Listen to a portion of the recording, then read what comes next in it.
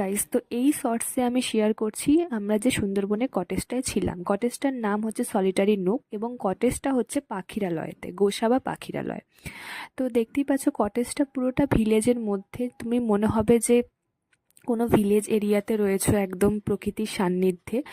আর খুবই সুন্দর। আর এখানে কটেজ টাইপের মানে রুম মানে ঘরগুলো করা আছে। আর পাশে একটা বিল্ডিংও আছে। আর এদের প্রপার্টিটা বিশাল বড়। আর ঘরগুলো সত্যি খুব সুন্দর, মানে আর নাইটের টাইমটাতে আরও সুন্দর লাগছিল। বিভিন্ন আলো জ্বালিয়ে দিয়েছিল এবং ছোট ছোট হ্যারিকেন রাখা ছিল, যেন মনে হচ্ছে একটা গ্রাম বাংলার মানে রয়েছি।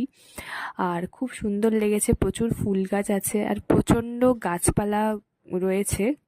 তো খুব সুন্দর লেগেছে। আমরা 2 দিন ছিলাম, তো খুব ভালোভাবে কেটেছে।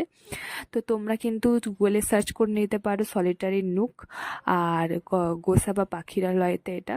তো তোমরা চাইলে ওখান থেকে নাম্বার নিয়ে বুক করতে